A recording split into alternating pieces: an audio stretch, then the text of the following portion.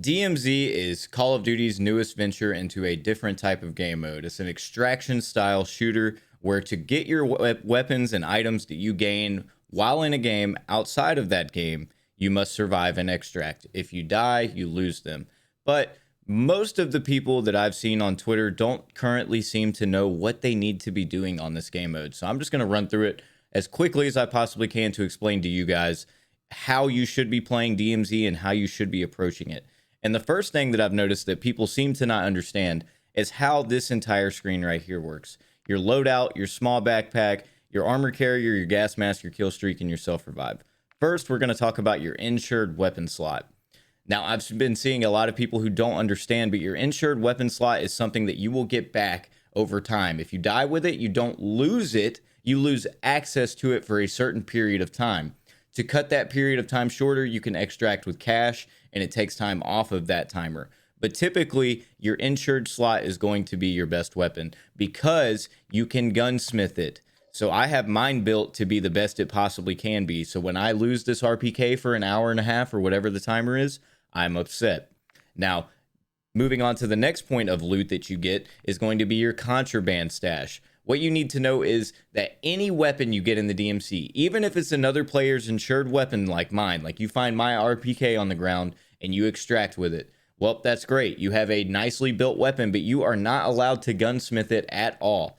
This is the weapon that you will be stuck with. If you don't like the way my build is, that's too bad. Wait until your insurance slot comes back up and you can adjust your own gunsmith for your weapon. So all these guns I have right here, if I die in the DMZ with them, they are gone forever. So that's the first point of contention that I've seen a lot of people not fully understanding. Next, let's talk about keys.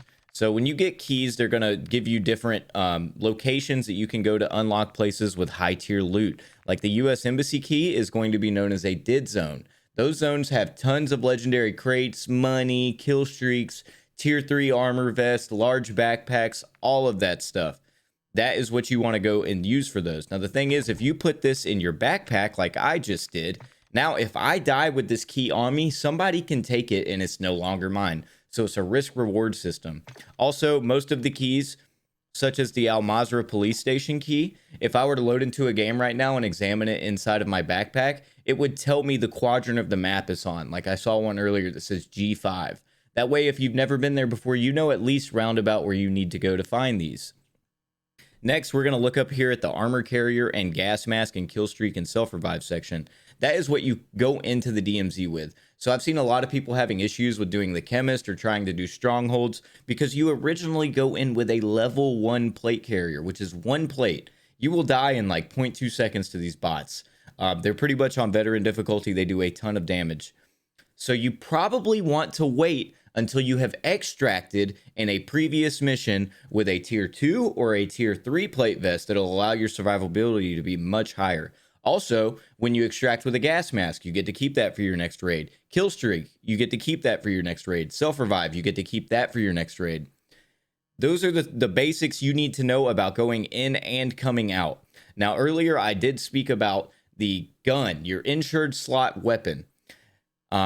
You only get one of those, right? And the timer on it, from what I've noticed, can be between an hour and a half, 2 hours.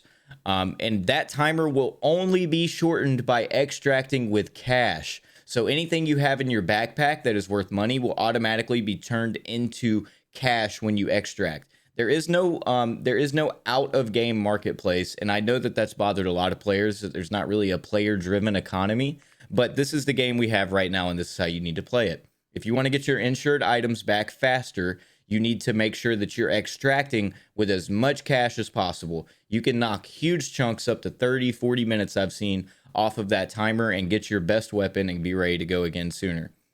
Now, let's talk about the final thing that I think people need to understand to be able to play DMZ well. There's a whole lot more depth to this game mode than I think people were ready for. There's a total of 9 contracts, but I'm not going to go into each of the contracts. I'm not going to go into each of, the different areas of the map and where there's high tier loot, where there's not. We'll go in that in a later video. But for now, let's go look at the faction missions tab. I've seen so many people saying that they don't know what to do besides go in here, shoot bots, and leave. That is not the case. You need to be trying to level up your faction tiers. As you can see on my screen, I have 25% of the Legion faction completed. Now, you might ask yourself, why would you want to do this? You want to level up your factions. That way you get more insured slots. If you end up with 3 insured slots, which you'll have to level up each faction pretty much all the way to the max, you basically will never go in without a meta weapon, which is huge in a game mode like this. Also, another thing about the faction missions, you can only choose 3 of them at a time to complete. When you go into the mission, these are what you should be focused on doing. That way you can complete it and change it over to another one. Like this one right here is complete 1 secure radioactive material contract, loot 4 items from the radioactive caches. Okay, I went in and I did that. Now for my next one, I'm going to go in and I'm going to acquire a destroy supplies contract, complete a destroy supplies contract, and I'm going to open a safe.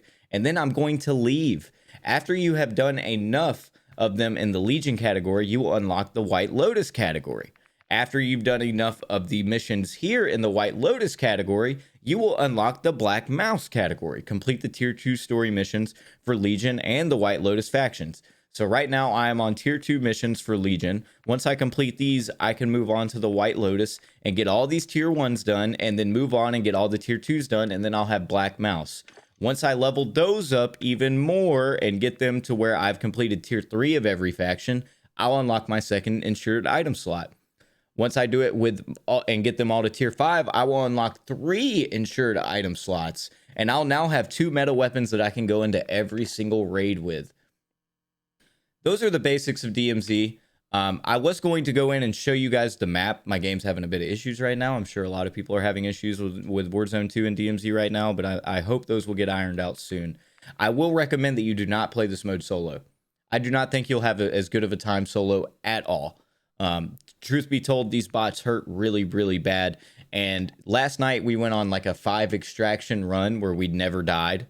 And it was a ton of fun, but it's because we had a level 3 plate carrier. We had a durable gas mask for if we went in the radiation zone. We had our self-revives. We had revive pistols. You know, we were kitted. And that's sort of the Tarkov element that's coming to this game. You need to play around the weapons and the equipment that you infiltrate into the DMZ with. If you have a level 1 plate carrier and a pistol, you do not need to be trying to do a stronghold and then getting upset that you died trying to do a stronghold. Likewise, if you don't have a level 3 plate vest and good weapons, you should not be trying to engage in PvP and hunting squads.